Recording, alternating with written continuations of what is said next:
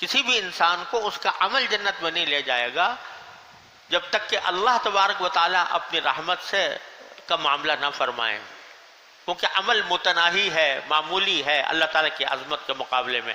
وہ جنت بہت غیر متناہی نعمتوں پر مشتمل ہے، وہ ایک عمل کے مقابلے میں کیسے جنت مل سکتی ہے؟ کوئی عمل نہیں لے جائے گا جب تک اللہ تعالیٰ کی رحمت نہ ہو۔ تو صحابہ کرام نے پوچھا کہ یا رسول اللہ، اور آپ کو؟ فرمایا مجھے بھی، الا ان یتغمدنی اللہ برحمتہ، اللہ تعالیٰ مجھے اپنی رحمت سے ڈھانپ لے گا تو جنت میں جاؤں گا، ورنہ میرے محض اپنے عمل کی۔ وہ ذات کہ جو رات کو کھڑے ہو کر جن کے پاؤں سوج رہے ہیں، ورم آ رہا ہے، ساری رات کھڑے ہیں، ساری رات عبادت فرما رہے ہیں، وہ بھی یہ فرماتے ہیں کہ میرا عمل نہیں لے جائے گا جب تک کہ اللہ تعالیٰ کی رحمت نہ ہو۔ ہاں، اللہ تبارک و تعالیٰ کی رحمت بے شک متوجہ ہوتی ہے عمل کی بنا پر۔ جب بندہ عمل کرتا ہے، عمل تو اس لائق نہیں تھا، لیکن اس عمل کی وجہ سے باری تعالیٰ کی رحمت متوجہ ہو جاتی ہے، اور اس کی وجہ سے انسان اللہ تعالیٰ کے ہاں مقبول ہو جاتا ہے، وہ جنت کا سزاوار اللہ تعالیٰ اس کو قرار دے دیتے ہیں۔ اسی لیے حضرت جنید بغدادی رحمۃ اللہ علیہ کا مقولہ ہے، وہ فرماتے ہیں، بڑا خوبصورت مقولہ ہے حضرت جنید بغدادی رحمۃ اللہ علیہ کا، فرماتے ہیں کہ جو شخص یہ سمجھ رہا ہے کہ اس کا عمل اس کو جنت میں پہنچا دے گا تو وہ سخت دھوکے میں ہے، اور جو شخص یہ سمجھ رہا ہے کہ میرے عمل کے بغیر میں جنت میں چلا جاؤں گا، وہ اب جھوٹی امیدیں باندھ رہا ہے۔ یعنی عمل تو کرنا ہے، عمل ہی سے پھر اللہ تبارک و تعالیٰ کی رحمت متوجہ ہوتی ہے، اور پھر وہ اللہ تعالیٰ اپنے رحمت کی وجہ سے اس کو جنت کی نعمت عطا فرما دیتے ہیں، ورنہ عمل بذات خود اس لائق نہیں تھا کہ وہ جنت میں پہنچاتا۔ اللہ تعالیٰ کی رحمت متوجہ ہوتی ہے، جب بندہ تھوڑا سا بھی کچھ کام شروع کرتا ہے، اللہ تبارک کہتے ہیں چلو یہ اس کی اتنی بات ہی قبول کر لو، تو اس کو رحمت دلوا دے، رحمت سے میں ڈھانپ لیتے ہیں، جنت عطا فرما دیتے ہیں۔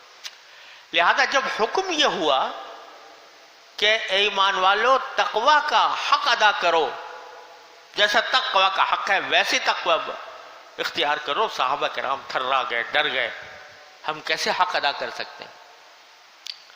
اس پر آیت دوسری نازل ہوئی، سورہ تغابن کی آیت کیا نازل ہوئی؟ فاتقوا اللہ ما استطعتم، فاتقوا اللہ ما استطعتم واسمعوا واطیعوا۔ کیا معنی؟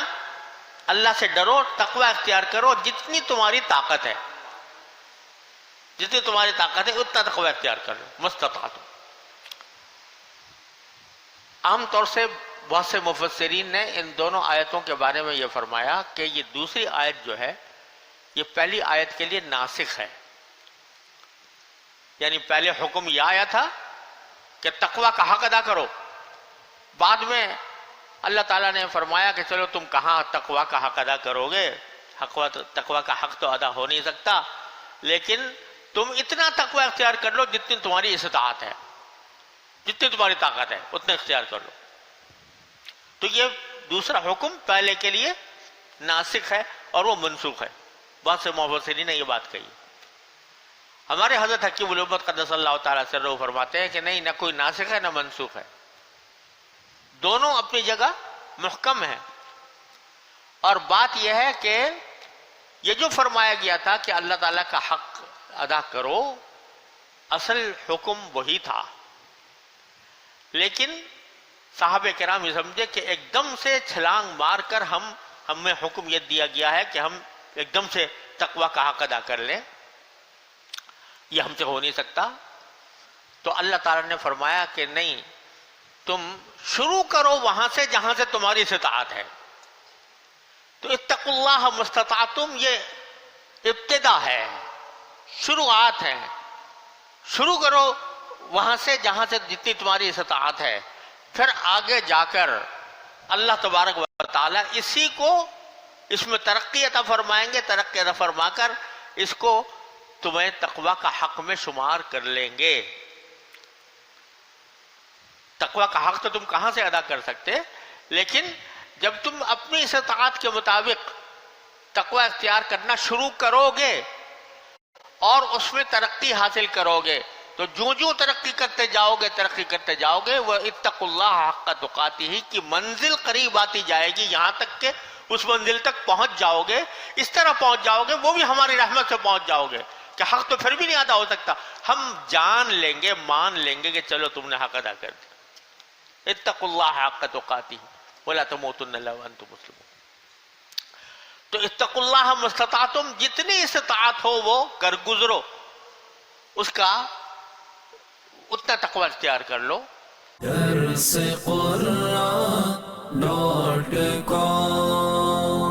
www.درسقرآن.com